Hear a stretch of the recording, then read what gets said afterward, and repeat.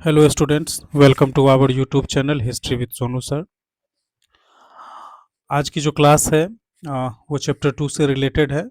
ये चैप्टर 2 का video number 4 है और चैप्टर 2 में जो भी इम्पोर्टेंट पॉइंट्स बच गए थे कल के क्लास में, आज के क्लास में उसको पूरा कर दिया जाएगा। तो चलिए स्टार्ट करते हैं क्लास को। और जो यहाँ पे सबसे पहला पॉइंट है वो है नई आर्थिक नीति। तो नई आर्थिक नीति से एग्ज़ाम में बहुत सारे क्वेश्चन पूछे जाते हैं और हर बार जो है बिहार बोर्ड इससे रिलेटेड क्वेश्चन पूछता ही है। तो इसको थोड़ा सा डिटेल में हम लोग जानेंगे। और रूस में गृह युद्ध और अकाल जैसी स्थितियों के बाद लेनिन ने 1921 में मार्क्सवादी मूल्यों से थोड़ा समझौता करते हुए एक व्यवहारिक कदम उठाया जिसे नई आर्थिक नीति NEP new economic policy, NEP का फुल फॉर्म होता है न्यू इकोनॉमिक पॉलिसी, कहा गया। इसकी मुख्य बातें निम्नलिखित थी। किसानों पर कर, अनाज को जबरन लेने के बजाय एक निश्चित टैक्स लगाया गया। बचा हुआ अनाज किसान का था और वह उसे अपनी मर्जी से इस्तेमाल कर सकते थे। भूमि स्वामित्व, जमीन राज्य की मानी गई लेकिन व्यवहार में वह किसानों के पास रही। निजी उद्योग, ऐसे उद्योग जिनमें 20 से कम कर्मचारी थे उन्हें व्यक्तिगत रूप से चलाने की अनुमति दी गई। विकेंद्रीकरण, उद्योगों का विकेंद्रीकरण किया गया और विभिन्न इकाइयों को निर्णय लेने की काफी छूट दी गई। विदेशी पूंजी, सीमित मात्रा में विदेशी निवेश को आमंत्रित किया गया। बीमा और बैंकिंग, व्यक्तिगत संपत्ति और जीवन बीमा की शुरुआत राजकीय एजेंसी द्वारा हुई और विभिन्न स्तरों पर बैंक खोले गए। जो पॉइंट है वो है स्टालिन का उत्थान। 1924 में लेनिन की मृत्यु के बाद सत्ता के लिए संघर्ष हुआ जिसमें स्टालिन की जीत हुई। सत्ता पर कब्जा, स्टालिन ने 1929 ईस्वी में ट्राटस्की को निर्वासित कर दिया और 1930 के दशक तक उन सभी नेताओं को खत्म कर दिया जिन्होंने क्रांति में महत्वपूर्ण भूमिका निभाई। तानाशाही शासन, पार्टी के अंदर मतभेद को बर्दाश्त नहीं किया गया और प्रेस व भाषण की स्वतंत्रता नष्ट कर दी गई। आर्थिक विकास, स्टालिन के पंचवर्षीय योजना के कारण रूस एक शक्तिशाली औद्योगिक देश बना। कृषि का आधुनिकीकरण हुआ और विज्ञान में भी काफी प्रगति हुई। विश्व राजनीति, द्वितीय विश्व युद्ध के बाद रूस एक महान शक्ति के रूप में उभरा और रूजवेल्ट व चर्चिल के साथ स्टालिन ने महत्वपूर्ण सम्मेलनों में भाग लिया। अब इसका जो अगला पॉइंट है वो है रूस की क्रांति के प्रभाव। तो इसका क्या प्रभाव पड़ा? तो रूस की क्रांति ने विश्व पर गहरा प्रभाव डाला। श्रमिक वर्ग की सत्ता, रूस में पहली बार श्रमिक व सर्वहारा वर्ग की सरकार स्थापित हुई। वैचारिक विभाजन, दुनिया दो खेमों में बट गई, साम्यवादी और पूंजीवादी। पूरा यूरोप भी पूर्वी और पश्चिमी खेमों में विभाजित हो गया। शीत युद्ध, द्वितीय विश्व युद्ध के बाद अमेरिका मतलब पूंजीवादी गुट और सोवियत रूस साम्यवादी गुट के बीच दशकों तक चलने वाला वैचारिक व शस्त्रों का संघर्ष शुरू हुआ। न्याय आर्थिक मॉडल, रूस की सफलता के बाद कई पूंजीवादी देशों ने भी आर्थिक नियोजन के मॉडल को अपनाया। उपनिवेशवाद का अंत, इस क्रांति ने एशिया व अफ्रीका में चल रहे राष्ट्रीय आंदोलनों को वैचारिक समर्थन दिया जिससे वहां उपनिवेश मुक्ति को बढ़ावा मिला। इस पॉइंट के जो भी ऑब्जेक्टिव पॉइंट निकल के सामने आए हैं वो है, फर्स्ट पॉइंट है नई आर्थिक नीति कब लागू हुई। नई आर्थिक नीति कब लागू हुई? तो इसका ऑप्शन नंबर बी आंसर हो जाएगा 1921 ईस्वी। दूसरा प्रश्न है एनईपी किसने लागू की? तो इसका आंसर हो जाएगा सी नंबर ऑप्शन लेनिन। तीसरा जो क्वेश्चन है वो है एनईपी किसानों से क्या लिया जाता था? तो इसका आंसर हो जाएगा सी नंबर ऑप्शन निश्चित कर। तो निश्चित कर लिया जाता था यहाँ पे। जो चौथा प्रश्न है वो है स्टालिन ने ट्राटस्की को कब निर्वासित किया? तो इसका आंसर हो जाएगा 1929 ईस्वी। पांचवा जो प्रश्न है वो है पंचवर्षीय योजना किससे संबंधित है, तो ये हो जाएगा स्टालिन से संबंधित है। जो छठा प्रश्न है रूसी क्रांति के बाद किस वर्ग की सरकार बनी, तो इसका आंसर हो जाएगा सी नंबर ऑप्शन, सर्वहारा श्रमिक या सर्वहारा। जो इसका अगला प्रश्न है वो है शीत युद्ध किन देशों के बीच हुआ, तो ये आंसर हो जाएगा अमेरिका और रूस, बी नंबर ऑप्शन हो जाएगा। जो इसका अगला प्रश्न है वो है सोवियत संघ का विघटन कब हुआ, इसका आंसर हो जाएगा 1991 ईस्वी, सी नंबर ऑप्शन हो जाएगा इसका।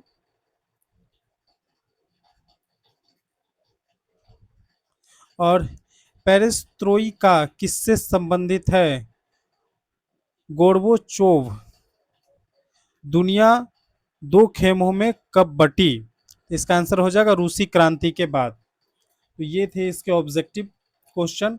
इसके वेरी शॉर्ट क्वेश्चन पे अगर हम बात करें तो फर्स्ट क्वेश्चन है एनईपी क्या थी, यह लेनिन द्वारा 1921 में लागू की गई एक आर्थिक नीति थी। स्टालिन कौन था, ये अगला प्रश्न है, इसका आंसर हो जाएगा वो सोवियत रूस का तानाशाह शासक था। जो तीसरा प्रश्न है वो है पंचवर्षीय योजना क्या है, तो इसका आंसर हो जाएगा 5 साल की आर्थिक विकास योजना। तो 5 साल की आर्थिक विकास योजना जो है वो पंचवर्षीय योजना कहलाता है। जो इसका अगला प्रश्न है वो है शीत युद्ध क्या था, अमेरिका और सोवियत संघ के बीच वैचारिक संघर्ष, यही शीत युद्ध कहलाता था।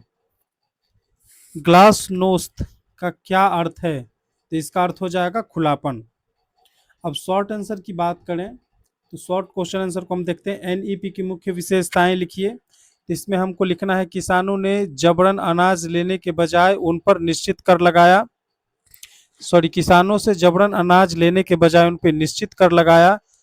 उसके बाद इसका अगला पॉइंट हो जाएगा छोटे निजी उद्योगों को चलाने की अनुमति दी गई, विदेशी निवेश को सीमित रूप में प्रोत्साहित किया गया, उद्योगों व विकेंद्रीकरण कर उन्हें निर्णय लेने की स्वतंत्रता दी गई। शॉर्ट का जो अगला क्वेश्चन है वो है स्टालिन के शासन की विशेषताएं लिखिए। तो इसमें कुछ पॉइंट्स हमने लिखा है, आप लोग देखिए। स्टालिन के तानाशाही शासन स्थापित किया, तो स्टालिन ने तानाशाही शासन स्थापित किया जिसमें सभी शक्तियां उनके हाथ में थी। उसने अपने विरोधियों का कठोर दमन किया और उन्हें सत्ता समाप्त कर दिया। देश के आर्थिक विकास के लिए पंचवर्षीय योजनाओं को लागू किया, इन योजनाओं के कारण रूस में तीव्र औद्योगिक विकास हुआ। जो इसका अगला प्रश्न है वह है रूस के क्रांति के दो प्रभाव लिखें। तो इसका आंसर हो जाएगा रूस में पहली बार श्रमिक अर्थात सर्वहारा वर्ग की सरकार स्थापित हुई। और इसका अगला पॉइंट हो जाएगा विश्व दो विचारधाराओं साम्यवादी और पूंजीवादी में विभाजित हो गया। अगर इसकी लॉन्ग क्वेश्चन आंसर की अगर हम बात करें तो अगर यही पूछा जाए नई आर्थिक नीति एनईपी का विस्तार से वर्णन करें, तो इसका आंसर हम लोग लिखेंगे नई आर्थिक नीति अर्थात एनईपी को 1921 ईस्वी में लेनिन द्वारा लागू किया गया। इसे व्यवहारिक कदम के रूप में अपनाया गया क्योंकि रूस गृह युद्ध और अकाल जैसी कठिन परिस्थितियों से गुजर रहा था। मार्क्सवादी सिद्धांतों का पूर्ण पालन उस समय संभव नहीं था, इसलिए कुछ समझौते करके आर्थिक सुधार किए गए। अब इसमें जो मुख्य विशेषताएं इसके जो सामने निकल के आई वो है किसानों पर कर, किसानों से जबरन अनाज नहीं लिया गया, उनके ऊपर निर्धारित टैक्स लगाया गया। कर देने के बाद जो अनाज बचता था वह किसानों के पास रहता था और वे उसे अपनी मर्जी से उपयोग कर सकते थे।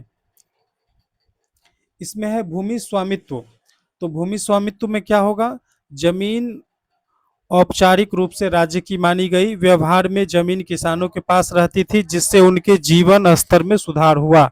अगर निजी उद्योग की अगर हम बात करें तो छोटे उद्योग जिसमें 20 से कम कर्मचारी थे उन्हें व्यक्तिगत रूप से चलाने की अनुमति दी गई। इससे उत्पादन और व्यापार तेजी से आई। अगर इसके विकेंद्रीकरण की अगर बात करें तो बड़े उद्योगों को राज्य नियंत्रित किया गया लेकिन छोटे उद्योगों को निर्णय लेने की स्वतंत्रता दी गई। इससे स्थानीय स्तर पर उत्पादन और प्रबंधन में सुधार हुआ। अगर इसकी विदेश पूंजी की बात करें तो सीमित मात्रा में विदेशी निवेश को आमंत्रित किया गया। इसका उद्देश्य तकनीक और पूंजी लाकर अर्थव्यवस्था को मजबूत करना था। अगर इसकी बीमा और बैंकिंग की अगर हम बात करें तो इसके अंदर आएगा व्यक्तिगत संपत्ति और जीवन बीमा की शुरुआत राज्य द्वारा की गई। विभिन्न स्तरों पर बैंक खोले गए जिससे आर्थिक प्रणाली में स्थिरता आई।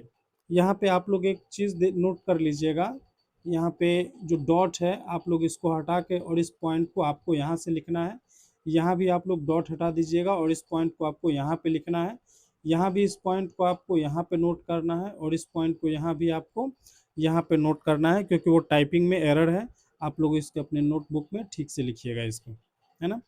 और महत्व और परिणाम जो इसके निकल के सामने आए वो है एनईपी ने रूस की आर्थिक स्थिति को स्थिर किया, किसानों और छोटे उद्योगपतियों की स्थिति में सुधार हुआ, उत्पादन और व्यापार तेजी आई।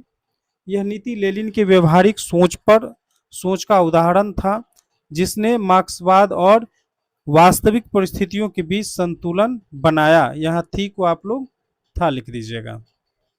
जो इसका निष्कर्ष निकल के सामने आया वो है एनईपी ने भविष्य में रूस की अर्थव्यवस्था की नींव रखी और इसे स्टालिन व औद्योगिकरण से पहले की सबसे महत्वपूर्ण आर्थिक नीति माना जाता है। तो ये रहा फर्स्ट प्रश्न का आंसर। और अगर हम सेकंड क्वेश्चन की बात करें तो वो है स्टालिन के उत्थान और उसकी नीतियों का वर्णन करें। तो इसका स्टालिन का उत्थान जो होगा उसमें लिखना है हमें 1924 की लेनिन मृत्यु के बाद सोवियत रूस में सत्ता के लिए संघर्ष हुआ। इस संघर्ष में जोसेफ स्टालिन ने महत्वपूर्ण विपक्षियों को हराकर सत्ता पर कब्जा किया।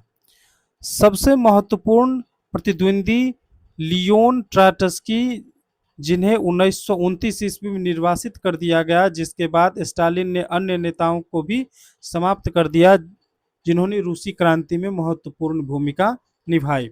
अब तानाशाही शासन में हमने क्या पॉइंट्स लिया है, तो वो लिया है स्टालिन ने केंद्रीय तानाशाही शासन स्थापित किया, पार्टी के भीतर मतभेदों को बर्दाश्त नहीं किया गया, प्रेस और भाषण की स्वतंत्रता पूरी तरह समाप्त कर दी गई, विरोधियों और आलोचकों को कठोर दमन का सामना करना पड़ा। तो ये था तानाशाही शासन। अगर इसकी आर्थिक नीति और पंचवर्षीय योजना की बात करें तो स्टालिन ने पंचवर्षीय योजना को लागू किया। इन योजनाओं का उद्देश्य रूस को औद्योगिक शक्ति बनाना था। कृषि क्षेत्र का आधुनिकीकरण किया गया, इससे उत्पादन बढ़ा, विज्ञान और प्रौद्योगिकी में भी प्रगति हुई। अगर इसका विश्व राजनीति में भूमिका की अगर बात करें तो द्वितीय विश्व युद्ध के बाद रूस एक महान शक्ति के रूप में उभरा। स्टालिन ने रूजवेल्ट और चर्चिल के साथ महत्वपूर्ण सम्मेलनों में भाग लिया।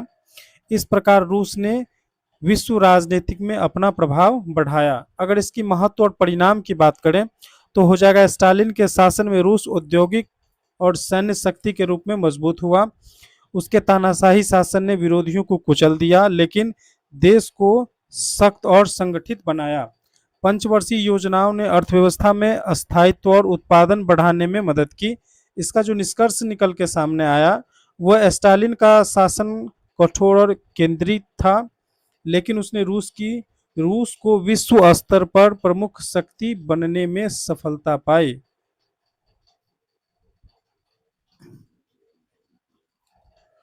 जो इसका अगला प्रश्न है वो है रूस की क्रांति के प्रभाव का वर्णन करें। तो श्रमिक वर्ग की सत्ता स्थापित। रूसी क्रांति के बाद रूस में पहली बार श्रमिक अर्थात सर्वहारा वर्ग की सरकार बनी। इससे मजदूरों को राजनीतिक सत्ता और अधिकार मिले। विश्व दो गुटों में बटा। तो कौन कौन से गुट थे? क्रांति के बाद दुनिया साम्यवादी और पूंजीवादी गुटों में विभाजित हुई। यह विभाजन यूरोप और अन्य देशों की राजनीतिक में स्पष्टता दिखाई दिया। शीत युद्ध की शुरुआत। द्वितीय विश्व युद्ध के बाद अमेरिका और सोवियत रूस के बीच लंबा वैचारिक और शस्त्र संघर्ष शुरू हुआ। यह संघर्ष राजनीतिक, अर्थव्यवस्था और वैज्ञानिक तकनीक के क्षेत्र में दिखाई दिया। उपनिवेशवाद के खिलाफ आंदोलन तेज। तो इसमें लिखना है क्रांति ने एशिया और अफ्रीका के राष्ट्रीय स्वतंत्रता आंदोलनों को वैचारिक समर्थन दिया। उपनिवेशों में स्वतंत्रता की मांग और गति बढ़ी। जो इसका आर्थिक नियोजन की शुरुआत जो है, इसमें आप लोगों को जो पॉइंट्स लिखना है वो है इसके आर्थिक नियोजन की शुरुआत में जो आप लोग को पॉइंट्स लिखना है वो है, रूस की सफलता को देखकर कई पूंजीवादी देशों ने भी आर्थिक नियोजन इकोनॉमिक प्लानिंग अपनाना शुरू किया। इससे उनकी अर्थव्यवस्था में सुधार और उत्पादन में वृद्धि हुई। और आज जो है चैप्टर 2 जो है वो पूरी तरह से कंप्लीट हो गया है, और इसका जो क्वेश्चन आंसर है वो कल करवा दिया जाएगा। नेक्स्ट